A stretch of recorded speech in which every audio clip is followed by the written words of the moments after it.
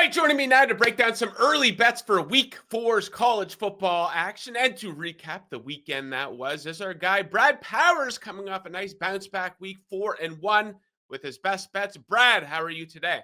Doing well, much better than the first couple times I've talked to you this season.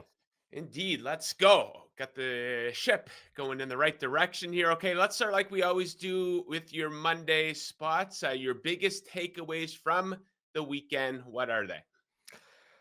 Two huge missed opportunities for Tennessee and Notre Dame. Ooh. Both should have won. Both are at home. They're leading in the fourth quarter. A couple plays go against them. They end up with losses.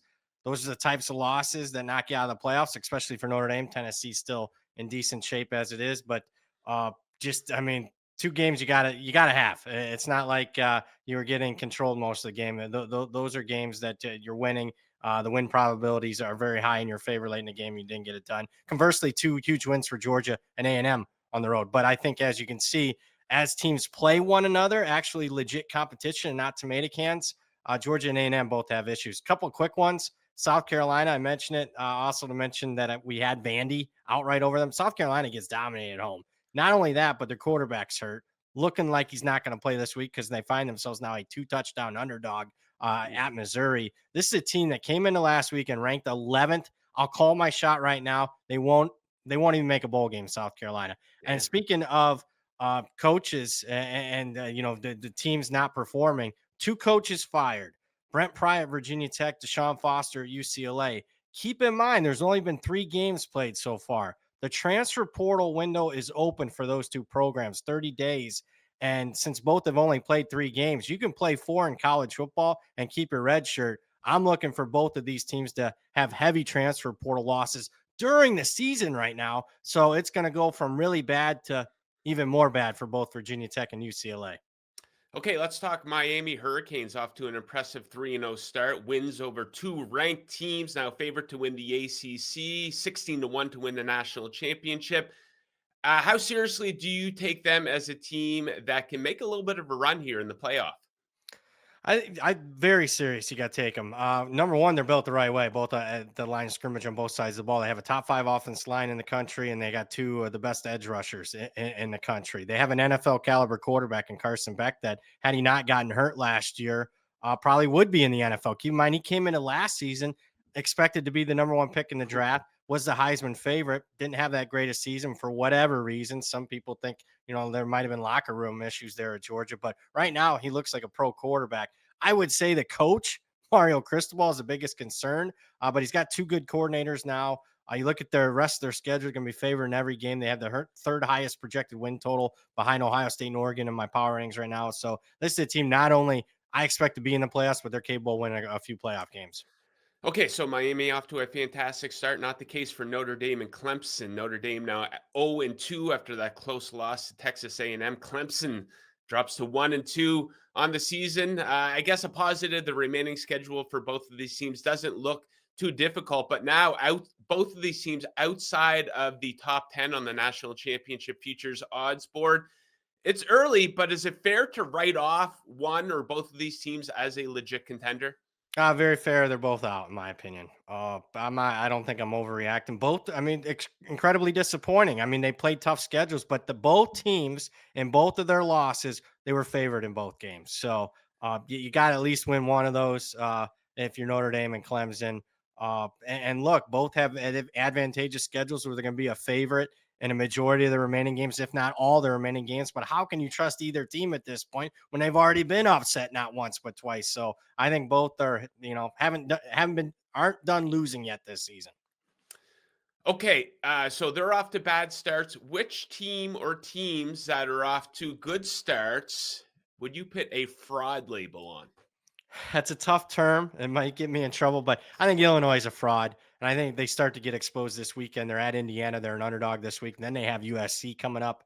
I mean, they got the Buckeyes in the not too distant future. It's a team that's ranked in the AP top 10 that I don't have in the top 25 in my power ratings right now. So I think Illinois is a team that's going to probably lose 3-4 games at least. So they'll start to get exposed starting this week. LSU's another. They're undefeated. The Clemson win, I mean, they dominated Clemson. That's not aging too well. And last week, They get 5 interceptions off DJ Lagway, and that's still a Yeah. one possession game in the fourth quarter. You get 5 interceptions from your opponent and you're at home. You should kill that team, not be in a close game. Yeah, Nussmeier threw an awful interception in Oh, that that game was as bad well. as it gets. As a Miami Dolphins fan, I'm scouting quarterbacks from the 2026 draft class here, and that a pretty big red flag there from him. Okay, conversely, which team or teams that are off to a surprise start do you think is legit?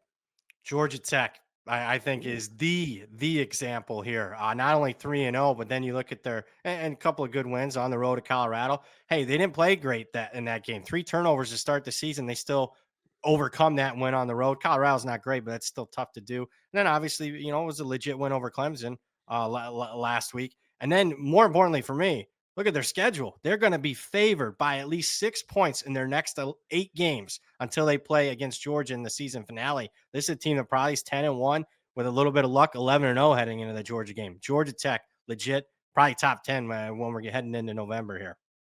Okay, Brad, an unexpected start for a couple of quarterbacks that were supposed to be among the best in college football here this season, most notably Arch Manning and Cade Klubnik. Which quarterbacks would you put into your number one tier so far this season? Easy one for me is Carson Beck. Just looks like a pro. Should be a pro. Had he been healthy, at the end of last season, just looks the part. So deserves to be the Heisman favorite at this point. John Mateer, we'll find out a little bit more this week. He plays Auburn, so I'm not totally wild about that one, just because Oklahoma's got a really tough schedule as far as buying into his long-term Heisman chances. Guy I am. Keep an eye, Devin Dampier. I've talked about this guy from Ooh. Utah. No interceptions yet this season. He's got 200 yards rushing. Huge game against Texas Tech this weekend, an undefeated Texas Tech team. It's at home. It's in Utah. I think Utah wins. Devin Dampier, Utah. Keep an eye on him. Okay, best bet time here, Brad. Before we get into those, just a reminder, make sure you hit that like button and that subscribe button right down there. Okay, we have three of them on today's program. Let's start with Miami, Ohio, taking on UNLV. What do you think for this one? I like the home dog here. Miami, Ohio plus 3.5. I do expect the line to move, so we'll call it +3 or better. It is good here. I do think Miami, Ohio wins the game. Why am I picking a winless team against an undefeated team in UNLV? Let's start with the strength of schedule disparity, which it starts to be really important this time of year because you have such discrepancy here. In fact, this is the biggest one as far as strength of schedule disparity in the entire country. 180 spots in Jeff Sagarin's ratings. UNLV hasn't played anybody yet. Oh, okay, they beat UCLA. Big deal. UCLA got beat by 25 by New Mexico the very next week. Meanwhile, Miami Ohio's played 2 Big Ten teams, Rutgers, Wisconsin. They're at home, off a bye, must-win situation. Let's call Miami Ohio here against an overrated UNLV team. They win outright, but we'll take the 3.5. Okay, let's go. Next up, we have Duke taking on NC State. What do you make of this matchup?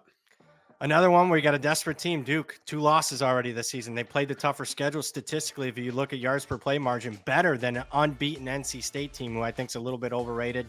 They obviously struggled last week until they got it going in the second half against Wake Forest. We're going to go with the desperate team, Duke, -2.5. The better team probably should be laying more than a field goal here.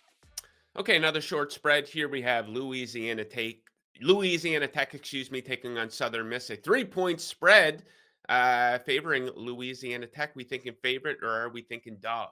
We're thinking home favorite here. We're going to lay the 3 with Louisiana Tech. And reason being is, they're the better team statistically. They played the tougher schedule.